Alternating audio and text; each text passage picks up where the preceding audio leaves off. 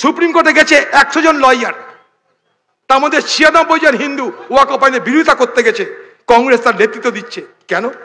আমরা পার্লামেন্টের মধ্যে, পার্লামেন্টের বাইরে একটাই কথা বলেছি, ওয়াকফ আইন বাতিল করতে হবে। কারণ যেভাবে ওয়াকফ আইন আনা হচ্ছে তা সংবিধান বিরোধী, তা ভারতবর্ষের মুসলমান সমাজের বিরোধী, ইসলামের ধর্মীয় প্রতিষ্ঠানের বিরোধী।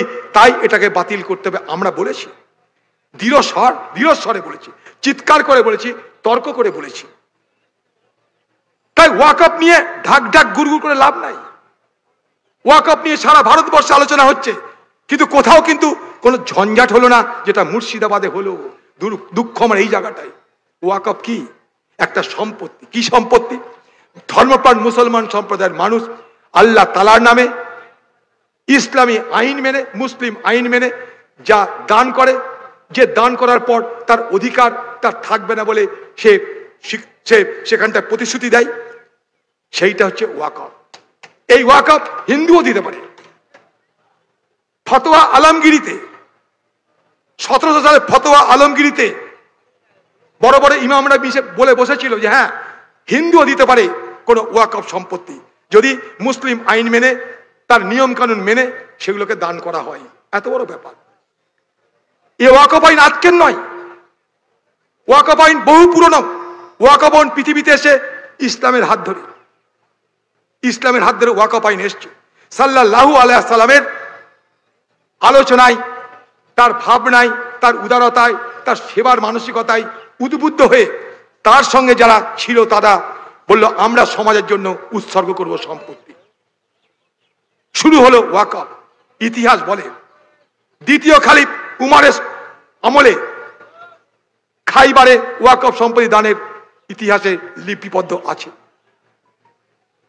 ব্রিটিশ ভারতবর্ষে ক্ষমতা দখল করার পর ব্রিটিশের বিরুদ্ধে প্রথম স্বাধীনতা যুদ্ধ হয়েছিল 1857 সালে সিপাহী বিদ্রোহ। মনে করে দেখুন, সেই সিপাহী বিদ্রোহে এই ভারতবর্ষের মুসলমান সম্প্রদায়ের মানুষ প্রচন্ডভাবে অংশগ্রহণ করেছিল।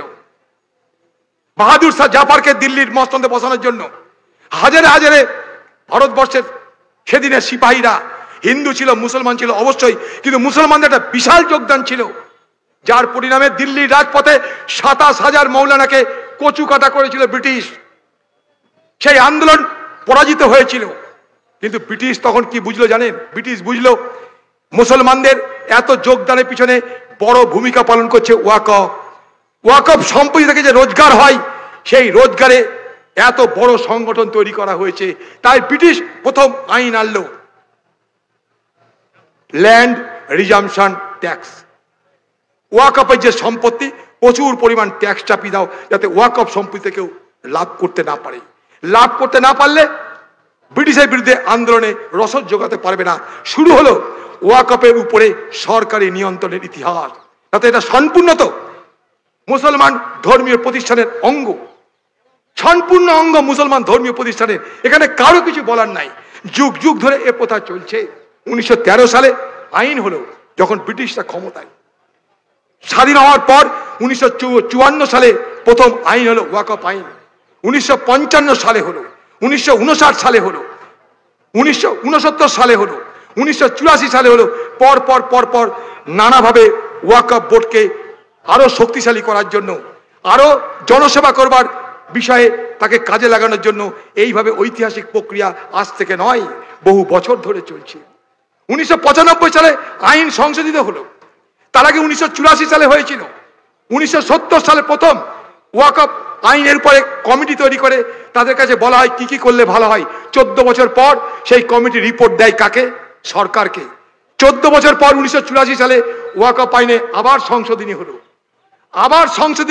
1995 সালে এক একটা সংশোধনীর মাধ্যমে ওয়াকফ বোর্ডের ক্ষমতা যাতে পরিপূর্ণভাবে মুসলমান সমাজের হাতে থাকে, সেখানে যেন কোনো রকমের কারচুপি না হয়, তার জন্য সচেষ্ট হয়েছিল সরকার। কারণ ওয়াকফের সম্পত্তি আগেও ওয়াকফ সম্পত্তিতে কোথাও দুর্নীতি হয়েছে, অস্বীকার করার কিছু নাই। ইতিহাস বলে আলাউদ্দিন খিলজি অনেক মতোয়াল্লিকে সাজা দিয়েছিল। ইতিহাস বলে সম্রাট আকবর অনেক মতোয়াল্লির চাকরি খেয়ে নিয়েছিল ওয়াকফে দুর্নীতি করার জন্য। তার জন্য সময় সময় ইতিহাস জুড়ে ওয়াকফের অনেক সংশোধন হয়েছে, কেউ সংশোধনে মানা করেনি। মুসলমান সমাজের দাবিতে ওয়াকফের সংশোধনী হয়েছে ভারতবর্ষের পার্লামেন্টে। হ্যাঁ, 2013 সালে কংগ্রেসের আমলে, আমি তখন সরকারে ছিলাম, ওয়াকফ আইন সংশোধনী হয়েছিল, আমি সাক্ষী তার কারণ 2006 সালে প্রথম সাচার কমিটির রিপোর্ট প্রকাশিত হয়। সাচার কমিটির রিপোর্টে বলা হলো যে ভারতবর্ষে ওয়াকফ সম্পত্তি যা আছে সেগুলো ঠিক মতন ব্যবহার হচ্ছে না, সেগুলো আন্ডার ইউটিলাইজেশন হচ্ছে। আরো ভালোভাবে সেগুলো ব্যবহার করলে মুসলমান সমাজের স্বার্থে অনেক বেশি রোজগার হবে। তাই বললো আন্ডার ইউটিলাইজেশন হচ্ছে, অর্থাৎ যা তার ক্ষমতা তার থেকে কম কাজে লাগানো হচ্ছে। সেই সমস্ত রেকমেন্ডেশন মেনে ভারত সরকার 2013 সালে ভালো করে ওয়াকফ আইনকে সংশোধন করলো। কি বললো?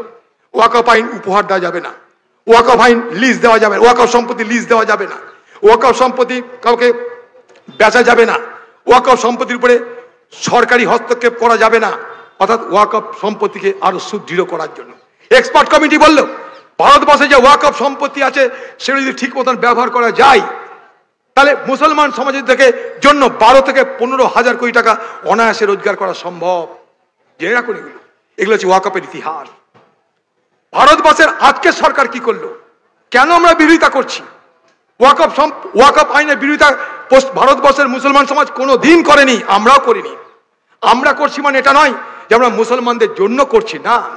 আমরা বিরোধিতা করছি এই কারণে যে মুসলমান সমেত ভারতবর্ষের প্রত্যেকটা সম্প্রদায়ের, প্রত্যেকটা ধর্মের মানুষের যে সাংবিধানিক অধিকার, সেই সাংবিধানিক অধিকারকে কেড়ে নেওয়া হচ্ছে। ভারতবর্ষের সংবিধানের 14, 15, 25, 26 সবতে বলা আছে প্রত্যেকটা ধর্মের মানুষ তাদের নিজ নিজ ধর্মীয় প্রতিষ্ঠান, ধর্মীয় সংস্কৃতি তারা তাদের মতন করে পালন করবে, সেখানে তারা স্বাধীন। যেমন হিন্দুদের ট্রাস্টি আছে, তেমন মুসলমানদের ওয়াকফ বোর্ড আছে, এখানে কোনো হস্তক্ষেপ চলবে না। সেই জায়গাটা দাঁড়িয়ে আজকের সরকার ওয়াকফ সম্পত্তির উপরে যে মুসলমান সমাজের অধিকার, সেই অধিকার থেকে কেড়ে নিতে চাইছে। প্রতিবাদ এইখানে, প্রতিবাদ ঠিক এই জায়গাটাতে প্রতিবাদ। ভারতবর্ষের সংবিধানকে তারা অবজ্ঞা করতে চাইছে, যে সংবিধান ওয়াকফকে অধিকার দিয়েছে, সেই সংবিধানকে দুর্বল করার চেষ্টা হচ্ছে, তাই কংগ্রেস বিরোধিতা করছে। ভারতবর্ষের সাচার কমিটির রিপোর্ট বলছে প্রায় 5 লক্ষ ওয়াকফ সম্পত্তি আছে, 4,89,000।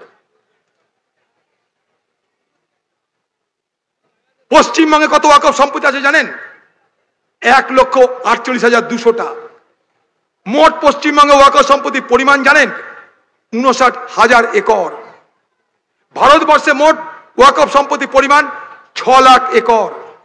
পশ্চিমবঙ্গে 59,000 একর। পশ্চিমবঙ্গ, উড়িষ্যা, অন্ধ্র, তেলেঙ্গানা, কেরল সব থেকে বেশি ওয়াকফ সম্পত্তি।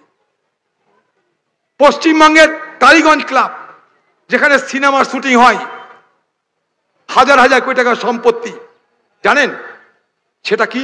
ওয়াকফ সম্পত্তির টালিগঞ্জ ক্লাব, খোঁজ নিয়ে দেখুন। পশ্চিমবঙ্গের রয়্যাল গল্ফ ক্লাব, যেখানে বড় লোকটা খেলে, হাজার হাজার কোটি টাকার সম্পত্তি, কয়েকশো টাকার বিনিময়ে সেগুলোকে লিজে দেওয়া হচ্ছে, ভাড়া দেওয়া হচ্ছে। আমরা তাই দাবি করছি পশ্চিমবঙ্গ সরকারের কাছে, পশ্চিমবঙ্গে 1,48,200টা ওয়াকফ প্রপার্টি আছে, কোথায় সেগুলো? তার মূল্য কি? সেটা কোন কাজে ব্যবহার হয়? সেখান থেকে কত রোজগার হয়? পশ্চিমবঙ্গের মানুষকে তা জানানো হোক, এটা আমাদের দাবি।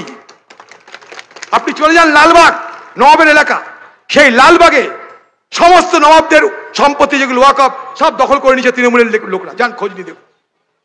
কলকাতায় বড় বড় বহুতল বাড়ি নির্মাণ হচ্ছে, সমস্ত প্রমোটারদের হাতে চলে যাচ্ছে ওয়াকফ। কেন? সেখানে দুর্নীতি হচ্ছে। তাই আমরা তার বিরোধিতা করতে চাই। পশ্চিমবঙ্গে এত সম্পত্তি ওয়াকফের হাতে, 1,38,200 সম্পত্তি। এই সম্পত্তিতে কত রোজগার হয় ওয়াকফ বোর্ডে জানেন? মাত্র 32 লাখ টাকা, মাত্র 32 লক্ষ টাকা রোজগার। কেন? এখানে ওয়াকফ সম্পত্তি মেরে খাওয়া হয়। তাই দিদি দেখবেন ওয়াকফ আইন নিয়ে কোনো কথা বলছে না। চলে যান ভারতবর্ষের তামিলনাড়ু, চলে যান কর্ণাটক, সেখানকার সরকার বিধানসভা ডেকে ওয়াকফ আইন বাতিলের জন্য প্রস্তাব পাশ করেছে। পশ্চিমবঙ্গে হয়েছে না। পশ্চিমবঙ্গ বিধানসভা স্পেশাল বিধানসভা ডেকে ওয়াকফ আইনের বিরোধিতা করে কোনো প্রস্তাব পাশ হয়েছে না? হয়নি। আমরা বলছি পশ্চিমবঙ্গের মুখ্যমন্ত্রীকে যে আপনি পশ্চিমবঙ্গের বিধানসভা ডেকে, বিশেষ অধিবেশন ডেকে আপনি ওয়াকফ আইন বাতিলের দাবি সর্বসম্মতিক্রমে পাশ করান। আমাদের একটা দাবি থাকলো আপনার কাছে। এই ওয়াকফ সম্পত্তি নিয়ে খামোখা সারা রাজ্য জুড়ে প্রতিবাদ হচ্ছে। প্রতিবাদ সংবিধানকে লঙ্ঘন করার প্রতিবাদ।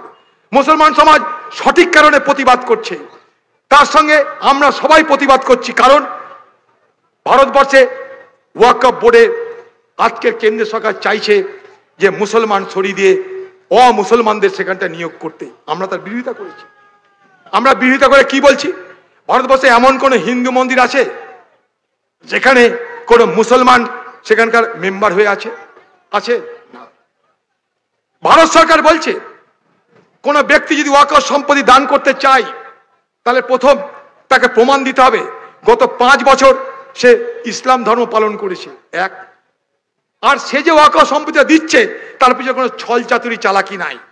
এই সার্টিফিকেট কে দেবে, কেন দেবে, কাকে দেবে? আজকে এত ওয়াকফ সম্পত্তি পুরাছে, আপনার গ্রামের কবরস্থান, আপনার গ্রামের দরগা, আপনার গ্রামের ঈদগাহ, আপনার গ্রামের ইমামবাড়া, মাকবাড়া, আসুরখানা, আঞ্জুমান সবই হচ্ছে ওয়াকফ সম্পত্তি। বংশ পরম্পরায় ব্যবহার করছেন, আপনি তাই জানেন ওয়াকফ। আপনি আপনার কবরস্থান চেনেন, কোথায় তার কাগজ আছে জানেন না। সবাই জানে এটা কবরস্থান, তাই সেখানে কবর হয়।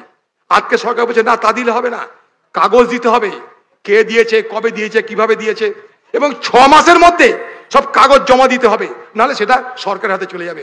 তা মুসলমান বসে থাকবে? কোন হিন্দু সমাজকে বলা হলে হিন্দু সমাজ বসে থাকতো?